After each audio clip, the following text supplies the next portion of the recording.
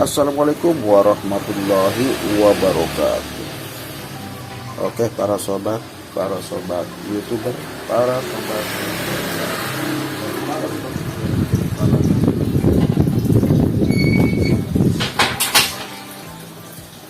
Oke, saya doakan kepada para sobat, semoga sobat selalu dalam keadaan sehat, selalu dimudahkan segala urusannya, serta selalu dipanjangkan umurnya. Amin amin ya robbal alamin. Oke sobat, kali ini ya kita akan memberikan sebuah tips ya, atau tutorial bagaimana cara mengetahui pada TV yang kasusnya layar blank ya, layar blank khusus di panel, jadi bukan di backlight ya, khusus layar blank di panel. Kita akan coba memberikan tips bagaimana cara mengetahui kerusakannya di bagian panel yang short atau di jalur T-con atau DC to DC nya ya. Jadi yang masalahnya di mana, apakah di bagian panel? Kalau di bagian panel mungkin dilakukan cara cutting ya, tapi kalau bagian DC to DC di cutting tidak akan berhasil ya, dilakukan cara cutting jalur juga tidak akan berhasil. Makanya untuk mengetahui apakah DC to DC nya sendiri, rangkaian T-con nya, tegangan untuk supply ke panelnya, atau di panelnya sendiri, bagaimana caranya? Oke, kita akan coba memberikan tipsnya ya.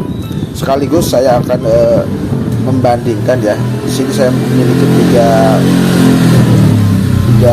tester yang ada ya. Sebenarnya sih ada beberapa lagi, cuma kalau terlalu banyak mungkin akan memakan durasi ya. Jadi nanti saya akan memberikan tips untuk mengetahui apakah kerusakan di panelnya sendiri ya, di dalam jalur-jalur kacanya, atau di bagian DC to DC nya. Bagaimana itu caranya? Yaitu kita akan menggunakan tiga alat tester ini.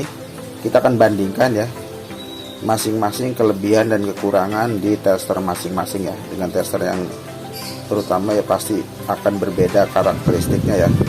Ini smart multimeter ya, smart multimeter yang auto, serba auto dia, nggak ada settingan lain. Kemudian ini juga sama, ini multi digital, dia bisa auto, bisa juga manual ya, tinggal kita pilihan ya. Ada pilihan tegangannya untuk manual, tapi menurut saya ini kalau untuk auto dia agak delay ya untuk respon. Jadi kita posisikan langsung ke tegangan volt saja ya, biar lebih mantap gitu ya, seperti itu. Posisi istilahnya posisi tercepat untuk membaca tegangan ya, kita posisikan ke volt DC seperti itu. Kalau ini ya tinggal kita geser ya untuk selektornya ya, untuk ketegangan volt seperti itu. Nanti kita akan coba menggunakan satu-satu ya, secara bergantian, terutama ya secara bergantian. Nanti seperti apa ya masing-masing karakter pada saat TV ini di on ya, dan terjadi apakah di short di panel atau di T-con nya sendiri ya, seperti itu. Oke, kita akan coba melakukan itu ya, kita tes satu-satu. Oke, mungkin kita akan coba pakai ini dulu ya. Jadi bagaimana cara untuk mengetahui kerusakan di panel atau di DC to DC nya ya, kita pastikan dulu sebelum kita cut jalur. Oke, kita pakai yang ini dulu ya. Oke, ini yang kita singkirkan seperti apa. Nanti ini layar blank ya, ini kasusnya TV Aqua, modelnya serinya ini,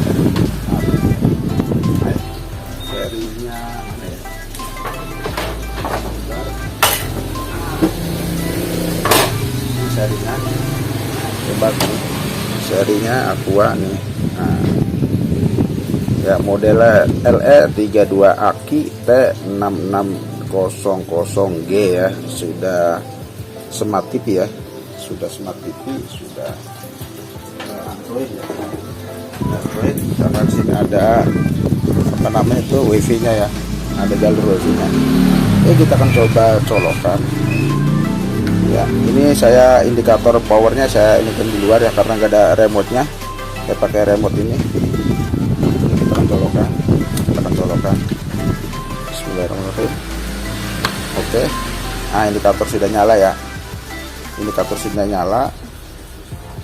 Coba kita dulu ya, kita lihat dulu apakah emang blank ya. Kita on kan ya. Ini ada lubang untuk backlight ya. Kita on kan nih. Ya. Kita tunggu. Nah, ini udah nyala ya backlight. Coba kita lihat. Apakah ini blank? Ya. Blank ya. Tuh. Blank. Nih, perhatikan. Tuh ya, blank ya. Oke. Layar blank. Tuh. Oke, kita kembalikan. Oke, sekarang kita akan coba. Ini sih caranya ya. Cara pakai, pertama kita pakai tester ini ya. Kita posisikan, kita matikan dulu ya. Kita matikan dulu dari awal. Nah, jadi caranya seperti ini untuk mengetahui ya. Tapi kita lihat nanti di sini ya, apakah bisa terdeteksi atau tidak untuk tegangannya. Kita crop hitam biasa ke body ya, ke body. Saya taruh ke body saja. Oke. Kemudian nanti kita akan on kan. Kita colokkan lagi. Perhatikan teman-teman, bisa perhatikan posisi lubang sini ya, lubang backlight nyala, berarti dia nyala ya. Indikator ini di sini indikatornya ya, biar jelas. Oke, kita akan colokkan. Bismillahirrahmanirrahim. Nah, caranya begini sobat, untuk mengetahui apakah kerusakan di panel atau di DC-to-DC, sobat bisa posisikan probe merah ini ke titik VGH atau V-on ya, bisa V-on atau VGH, atau ke AVDD yang tegangan tertinggi lah, tegangan paling tinggi. Usahakan kita posisikan di standby di tegangan VGH ya, VGH yaitu tegangan sekitar 29 atau 30 volt ya. Kemudian kita standby di sini, probe hitam set ya. Nah, ini kan keadaan standby nih ya. Dia ini kedeteksi kalau ini terlalu kayak mili ya, milivolt. Ini milivolt ya. Nah, kita perhatikan saat di on, apakah dia ada perubahan di tegangannya ya atau tidak ya. Kita perhatikan backlight juga, perhatikan angkanya, kita on kan ya. Nih sobat, kita on kan. Bismillahirrahmanirrahim. Bentar ya, ini pastikan dulu posisi nempel di VGH ya. Oke, perhatikan tegangan sama ini, kita on kan. Oke, bentar, saya belum pencet ya. Oke, kita perhatikan, kita on kan ya. Oke, saya on kan tuh, sudah saya pencet. Belum nyala ya. Nah, sudah on ya. Nah, backlight nyala. Nah, di sini ada tegangan ya, perubahannya 0,08 ya. Artinya kemungkinan dia supply ke sini ada ya, DC to DC ya, karena ini ada perubahan ya kan, walaupun kecil. Oke, artinya berarti kemungkinan DC to DC normal ya. Kemungkinan ada masalah di panel ya. Kita cek tegangan berikutnya nih, ketegangan untuk AVDD ya. Tuh 0 ya, 0, berarti emang kayak short. Oke, kita akan coba berikutnya, tester berikutnya. Oke, saya matikan dulu, kita cabut, kita ganti ke tester ini ya. Nah, ini ya, tester yang merek yang murah nih, merek Mazda. Ini yang paling murah, tapi saya untuk ngecek ini jadi andalan juga ya. Ntar kita akan coba melakukan yang sama. Kalau tadi pakai tester yang digital sebelumnya itu ada perubahan tegangan juga ya, cuma kecil ya, cuma 0,08 ya, karena dia emang cukup detail lah. Nah, kalau ini kan cuma seperti ini, kita setting ke posisi 20 atau 200 ya, kita 20 saja lah. Oke, kita standby di sini, kita colokkan dulu, kita colokkan. ulang lagi ya.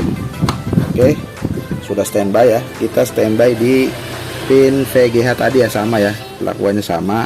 Nah, ya kan, masih posisi ini di VGH ya. Nanti kita akan on kan, perhatikan lampu backlight nyala, artinya TV on ya. Perhatikan juga angkanya ya, apakah ada perubahan ya. Perhatikan nih angkanya sobat, kita on kan. Bismillahirrahmanirrahim. Oke, kita on kan ya. Ya. Oke, kita on kan. Nah, sudah on. Sudah on ya. Tuh ada, tadi sempat ada angka 7 ya, volt ya. Sini udah nyala ya. Terus langsung drop ya. Oke, kita coba ulangi. Kita ulangi lagi ya, sobat. Nih, perhatikan angka dan saat on ya. Nih, perhatikan apakah dia ada perubahan ya. Ini kan standby nih, posisi saya standby di VGH, probe merahnya. Ini kondisi standby ya. Perhatikan kita on kan ya. Ya, perhatikan kita on kan. Oke. Nah, sudah nyala ya. Tuh ya, tadi ada perubahan ya. Ulang nih.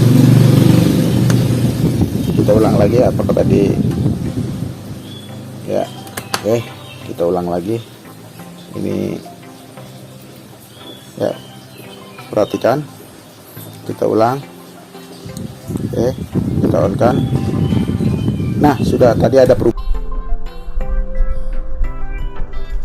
perubahan ya. Oke, ada perubahan angka, artinya ini DC to DC normal ya, karena dia sempat mengeluarkan tegangan tapi tidak, setelah on, setelah beberapa detik dia drop dan tidak ada tegangan ya. Di AVDD juga tidak ada, tuh 0, tapi 3,3 nya ada ya. Nah, 3,3 ada ya, 3,3 nya ada. Jadi AVDD sama VGH dan lain-lain output dari DC to DC drop ya, tapi sempat terdeteksi, sempat naik tegangan kemudian drop, artinya DC to DC oke ya, dan kemungkinan kerusakan di bagian panel. Nah, ini untuk kemampuan tester ini ya, jadi dia lebih peka ya. Jadi saat tegangan keluar dia langsung menangkap beberapa detik, 0, sekian detik tegangan yang keluar. Oke, kemudian yang ketiga, saya menggunakan ini tester multi tester, ini smart tester ya. Kita sama, perlakuan yang sama, kita matikan dulu ya. Ini posisi sudah on, kita matikan. Kita ulang lagi dari awal seperti tadi. Oke, kita akan on kan ya, probe biasa, probe hitam ke body ya, ke tempat yang sama. Nah, kita akan colokkan lagi. Nah, posisi standby ya, ini posisi standby. Kita standby kan yang merah itu di VGH sama ya, tadi ya di V-on ya. Nah, nanti apakah dia akan terdeteksi ya. Ini sudah standby, kita on kan ya. Perhatikan backlight juga, angka ini kita on kan ya. Oke, nah sudah on. Nah, dia langsung bunyi ya saat on ya, backlight nyala dia bunyi ya, dia jadi bunyi, dia short ya, terbaca short. Termasuk di AVDD juga terbaca short saat on ya. Tapi kalau saat standby dia tidak hidup, tidak bunyi ya. Kita ulang lagi, nih kita colokkan. Oke, nih saat standby itu dia tidak bunyi ya, tidak ada short ya di tegangan VGH atau V-on. Kemudian di AVDD juga nih yang 15 atau 16 volt tidak ada resistansi doang ya, posisi standby. Tapi saat di on, kita ulang lagi ya. Nih, tadi di VGH ya, sekarang di AVDD ya. Ini tekan di AVDD, kita standby di AVDD. Nah, di sini nih ada test point AVDD yang oke, kita on kan. Apakah akan yang terjadi ya? Oke, kita on kan. Nah, ini sudah on. Nah, dia langsung bunyi short ya. Artinya ini juga kemungkinan panel ya, ke short di panel ya. Karena pada saat standby dia tidak short, kemudian saat on dia short, artinya short di panel saat on ya. Seperti itu caranya. Jadi masing-masing punya kelebihan dan kekurangan ya, masing-masing punya lebihan dan kekurangan ya. ya, kepekaannya masing-masing beda. Jadi ini kelebihannya, walaupun tidak bisa ngebaca data angka, tapi dia memberitahukan kalau itu terjadi short ya. Yang ini, yang smart multitasker, kelebihannya dia bisa memberikan informasi kalau itu terjadi short saat di on ya. Ini kelebihannya, dia mampu mendeteksi tegangan yang keluar sesaat beberapa 0, sekian detik saat on. Artinya untuk mengetahui bahwa DC to DC sudah bekerja ya. Seandainya DC to DC tidak bekerja, maka tegangan tidak akan berubah ya. Tegangannya manteng artinya bahwa DC to DC tidak bekerja, seperti itu ya. Dan yang ini dia kedeteksi tegangan cuma dengan nilai yang cukup detail ya dia ya. Cuma perubahannya nggak terlalu besar, cuma dia bisa membaca output tegangan yang kecil ya. Ini aja kelebihannya. Tapi menurut saya yang paling bagus untuk mengetahui tegangan keluar apa enggaknya ini ya, untuk mengetahui tegangan sudah keluar dari DC to DC sesaat jika terjadi panel short ya ini, karena dia lebih peka ya. Bisa diputar video sebelumnya, saat ini ya dia langsung mengeluarkan tegangan sesaat, langsung drop ya. Sedangkan ini dia kelebihannya untuk mengetahui terjadi short gitu ya. Nah itu, jadi masing-masing punya kelebihan dan kekurangan ya. Saya pikir seperti itu untuk mendeteksi apakah kerusakan di panel atau di DC to DC nya rangkaian ini ya. Itu jadi sebelum kita potong jalur, kita pastikan dulu tegangannya apa, IC DC to DC nya oke nggak gitu kan. Kalau nanti ininya IC DC to DC nya rusak, percuma kita potong jalur, tidak akan ada hasilnya. Seperti itu, tinggal sobat pilih mau pakai tester yang jenis mana terserah. Mungkin bisa dilakukan pakai tester lain juga tidak masalah, tapi kalau saya sendiri untuk mendeteksi kecepatan tegangan keluar ya ini, responsifnya paling bagus ya. Oke, demikian. Jika ada manfaatnya ya, jangan lupa like ya. Bila ada pertanyaan silakan di komen di kolom komentar. Nanti akan saya jawab jika saya mampu untuk menjawabnya. Jangan lupa subscribe-nya, kemudian ditekan loncengnya supaya ada pemberitahuan saat OC Elektroservis memberikan tutorial seputar elektronika ya. Kurang lebihnya mohon maaf. Wassalamualaikum warahmatullahi wabarakatuh.